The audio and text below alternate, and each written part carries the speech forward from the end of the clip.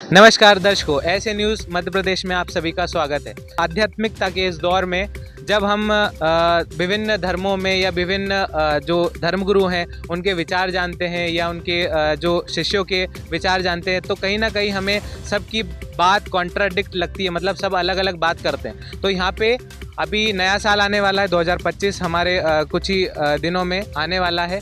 तो संत रामपाल जी महाराज जी के जो शिष्य हैं वो इस नए साल को किस तरीके से मनाएंगे और क्या उनके विचार हैं, क्या उनके जो संदेश हैं जो कि वो समाज को देना चाहते हैं। और लगातार हम ट्विटर पर देखते हैं, फेसबुक पे देखते हैं, यूट्यूब पे देखते हैं कि वो हर धर्मगुरु को, हर व्यक्ति को चैलेंज करते हैं कि आपके पास सत्य ज्ञान नहीं है। तो इसके बारे में हम जानेंगे इसका क्या राज है और क्या इसका मोटिव है। तो एक सर हैं जिनसे हम पूछेंगे नया साल जो है वो किस तरीके से सेलिब्रेट करेंगे।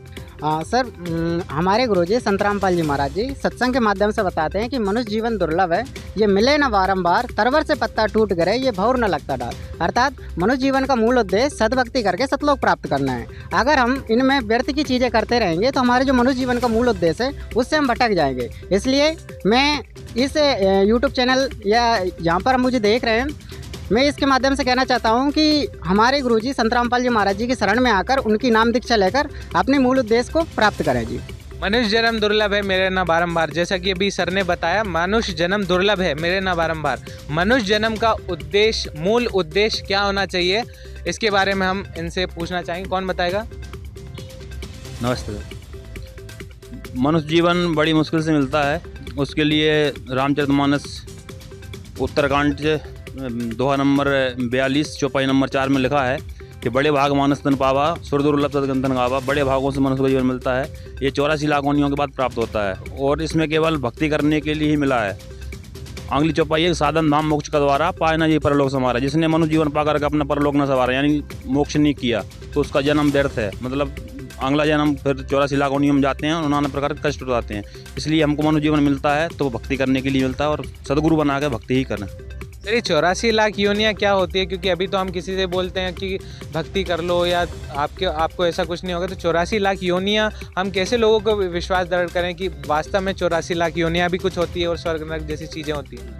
इसके लिए शास्त्रों में देखना पड़ेगा सर, क्योंकि मन से तो कोई बोलेगा तो कोई मानेगा नहीं। शास्त्रों में लिखा है, रामचरितमानस में लिखा है कि योनि भर में तहजीव विनाशी, आकर 4,84,000 योनि भर में तहजीव विनाशी। ये जीव आत्मा है जो 84 लाख योनियों में भ्रमती रहती है। इसको कब हो कर करना निर्देही, वो परमात्मा कभी कभी करुणा करके उसको मनुष्य जीवन देता है। कब हो कर करना निर्देही, देत इस बिन हिस्स नहीं। बिना ही इसने करने वाले परमात्मा बिना कारण तो उसको मनुष्य जीवन देता है, लेकिन वो मनुष्य भक्ति न करके अपन का जीवन ऐसे ही व्यर्थ कर देते हैं। इसलिए सबसे प्रार्थना है, मनुष्य जीवन मिला है तो सदगुरु की पहचान, सदगुरु को खोजना चाहिए और सदगुरु कौन है इसके बारे में जानकारी लेके सदभक्ति करके अपना कल्याण करवाएं। दर्शकों, जैसा कि इनने बोला सद्भक्ति करना चाहिए, रामचरितमानस से भी इनने कुछ प्रमाण दिए। सत्य भक्ति करना चाहिए। इन्होंने बताया कि भाई न्यू ईयर नहीं मनाना चाहिए और अपना मूल उद्देश्य, मूलभूत उद्देश्य हमारा मोक्ष प्राप्त करना है, इसलिए हमें खुशी नहीं मनाना चाहिए।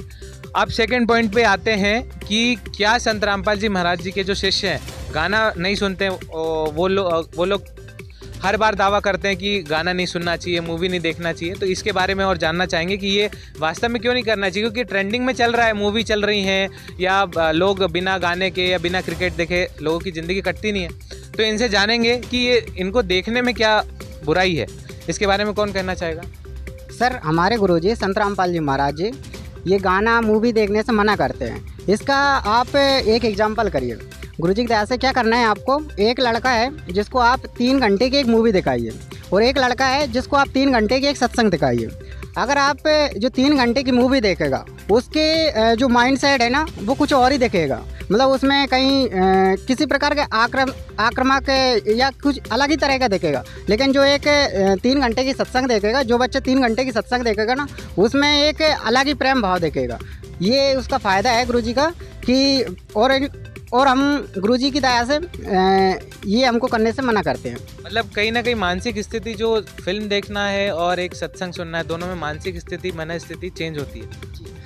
इससे क्या होता है कि जो मूवी होती है वो एक काल्पनिक चीज़ होती है, लेकिन जो सत्संग होता है वो गूढ़ रहस्यों से भरा हुआ होता है। उससे हम नई नई चीज़ें सीखने को मिलती हैं, उससे हम मनुष्य जीवन के मूल उद्देश्य से परिचय होता है, उससे हम सच्चे गुरु की पहचान कर सकते हैं। इसलिए सत्संग सुनना जरूरी है। मूवी ये काल्पनिक चीज़ें हैं तो इनको छोड़ देना चाहिए। हमारा इनने बोला कि भाई सत्संग सुनना, सदगुरु की शरण में आना ज़रूरी है, तो अब निर्णय कैसे करें कि सच्चा सदगुरु कौन है या किसकी शरण में जाने से हमारा जो सारा काम है वो सरेगा।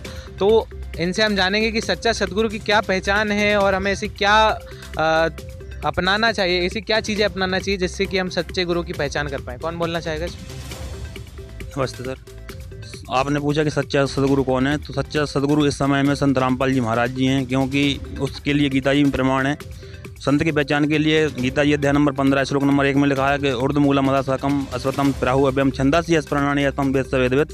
जो संत संसार रूपी वृक्ष हैं, इस संसार की उत्पत्ति किसने करी, वो परमात्मा कौन है जो सबसे ऊपर रहता है। अपन सब बोलते हैं सबका मालिक एक है, ऊपर रहते हैं, तो वो परमात्मा कौन है जो सबसे ऊपर रहता है, तो उसके बारे में जानकारी संत रामपाल जी महाराज ने दी है गीता जी में। तो परमात्मा अक्षर पुरुष एक पेड़ है, निरंजन बाकी डार, तीनों देवा शाखाएं पाद रूप संसार। तो परमात्मा तो कबीर साहिब जी हैं, और उसके नीचे ब्रह्म है, अक्षर वो 21 ब्रह्मांड के मालिक हैं। ब्रह्म के नीचे ब्रह्मा विष्णु महेश की स्थान आते हैं, जो 3 लोक के स्वामी अपन बोलते हैं, त्रिलोकीनाथ बोलते हैं। तो संत रामपाल जी महाराज जी ने हमको पूर्ण परमात्मा की पहचान बताई है। तो सच्चे संत वही है इस समय में, किसी ने नहीं बताया, किसी के पास अपन को जानकारी नहीं है किसी की संत के पास कि ब्रह्मा विष्णु महेश से भी कोई ऊपर भगवान है। संत रामपाल महाराज जी ने बताया है कि ब्रह्मा विष्णु महेश की उत्पत्ति हुई है, इनके माता पिता भी हैं। श्रीमद् देवी पुराण के 3रे स्कंद के पेज नंबर 138 में गीता प्रेस गोरखपुर से प्रकाशित है। उसमें ब्रह्मा विष्णु महेश खुद बोल रहे हैं कि हमारे तो जन्म और मृत्यु होती है, देवी जी को माता बता रहे हैं और इनके पिताजी ब्रह्म हैं, जो गीता जी में अध्याय नंबर 14 के श्लोक नंबर 1 से लेकर 5 तक इसमें प्रमाण है। सर ठीक है, तो दर्शकों जैसा कि आपने अभी देखा, इन्होंने 2-3 पॉइंट क्लियर किए। एक तो ब्रह्मा विष्णु महेश जी के माता पिता हैं, और इसके बाद सच्चे सदगुरु की पहचान जो कि गीता जी के अनुसार इन्हें शायद 15 का श्लोक 1 के बारे में या विभिन्न श्लोकों के बारे में बातचीत की। तो इस बातचीत को और आगे बढ़ाते हैं। अब हमने एक चीज़ और सुनी है कि जो संत रामपाल जी महाराज जी के शिष्य है ना, उनको अनेक तरीके के लाभ होते हैं, उनकी सद्भक्ति देने से अनेक तरीके के लाभ होते हैं। तो हम इन लोगों से भी जानना चाहेंगे कि क्या इनको भी कोई लाभ ऐसे हुए हैं जो यहाँ पे शेयर करना चाहेंगे। इसमें से किसी को लाभ जो बताना चाहेगा। तो दर्शकों इस चर्चा को आगे बढ़ाते हैं और हम सुनते हैं कि संत रामपाल जी महाराज जी के जो शिष्य हैं उनको बहुत अनेक लाभ होते हैं, और वो दावा भी ठोक ठोक के ट्विटर पे, यूट्यूब पे या साधना टीवी पे ठोक ठोक के दावा करते हैं कि संत रामपाल जी महाराज जी से नाम दीक्षा लेने के बाद हमें बहुत सारे लाभ होते हैं। तो इनसे जानते हैं कि क्या इनको भी लाभ हुए हैं। क्या नाम है आपका? सर नमस्ते, मेरा नाम राजीव दास है, मैं इंदौर में रहने वाला हूँ। अभी 5 दिन पहले मेरी भगतमती को बहुत ज़्यादा बीमारी हो गई थी, 3 ब्लड चढ़ा और किडनी में इन्फेक्शन हो गया था, लीवर में हो गया था। पर संत रामपाल जी महाराज की ऐसी दया हुई कि परमात्मा को प्रार्थना लगाई, परमात्मा ने 5 मिनट के अंदर भगतमती को सही कर दी, और मालिक की दया से हम भक्ति कर रहे हैं। परमात्मा की दया है, भगतमती स्वस्थ है और घर पे ले आए। अब ठीक है, आपकी बात भी मान ली, और ठीक है इनकी पत्नी ठीक हो गई हैं, ये भी मान लेते हैं। इसके बाद और कोई लाभ बताना चाहेगा इसमें? भाई साहब ऐसा है कि मैं जब भक्ति नहीं करता था तो अनेक घटनाएं हो जाती। जैसे ही मैंने 2020 में नाम दीक्षा ली तो मेरा मकान बन रहा था, तो मेरे ऊपर 15 प्लेट ऊपर नीचे, ऊपर 10 फुट ऊपर से मेरे ऊपर पूरी प्लेट गिरी ऊपर। तो यानी कि हमारे घर वाले तो सब घबरा गए, पर अपन को कुछ भी नहीं है। जैसे हम उठ के बाहर आ गए, जो राफ्टा होता है उसमें खीले खीले वे ऊपर सर पे गिरा, पूरी प्लेट ऊपर एक तरफ, यानी कि सब बेहोश हो गए कि वो तो मर गया।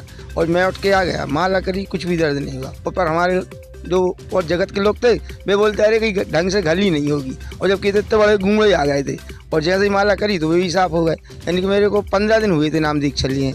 और जब से अपन ने समझा कि सद्भक्ति से होते, भक्ति करते हैं तो लाभ मिलता है, और नहीं तो यहाँ से तो देवी देवता पूजने से क्या लाभ होता है, एक ठेवा गल जाता है, प्राण निकल जाते हैं। ये सर का कहने का मतलब है कोई देवी देवता लाभ नहीं दे सकते, जो पूर्ण परमात्मा की सत्य भक्ति वही हमें लाभ दे सके। इनका कहने का तात्पर्य है। और किसी को लाभ हुए हैं? सच साहिब जी मुझे भी लाभ हुआ। शारीरिक मेरे कुष्ठ रोग था, बहुत पुराना, 10-15 साल हो चुके थे, जिससे मैं काफ़ी डॉक्टरों को दिखाया। डॉक्टर ने बोला कि बहुत इलाज कराना पड़ेगा ये सब, पर मैंने गुरुजी से नाम दीक्षा ली। उसके बाद में गुरुजी जो मंत्र बताते हैं उस मंत्रों का सुमरन किया, उसके बाद मैं आज स्वस्थ हूँ। नहीं तो डॉक्टर बोल रहे थे आपको तो बहुत ही पुराना हो गया, आपने जब से कुछ कराया नहीं है, आपको तो बहुत ट्रीटमेंट इसका लंबा चौड़ा रहेगा, वो कराना पड़ेगा, इसके बाद स्वस्थ हो पाएंगे। इस सद्भक्ति से ये लाभ मिला मुझे बहुत बड़ा। और दूसरा लाभ तो ये है कि हम सद्भक्ति करके जो 84 लाख योनियों से छुटकारा पा सकते हैं, मेन ये लाभ है।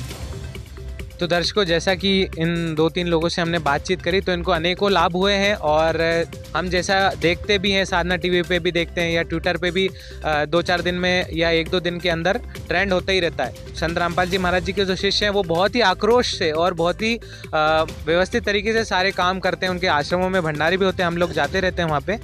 तो कहीं ना कहीं संत रामपाल जी महाराज जी का जो ज्ञान है वो लोगों को सोचने पे मजबूर कर रहा है और हम देखते हैं कि जो अन्य धर्मगुरु हैं वो जो ज्ञान दे रहे हैं और कहीं ना कहीं जो संत रामपाल जी महाराज चैलेंज करते हैं कि भाई आपका ज्ञान गलत है, आपकी जो साधना है वो गलत है और आप हमारे ज्ञान को अपनाइए और शास्त्रों से और वेदों से सारा और पूरे पवित्र धर्म ग्रंथों से जो संत रामपाल जी महाराज जी के शिष्य जो की दावा कर रहे हैं, ये सारी चीज़ें हमको यहाँ जानने को मिली।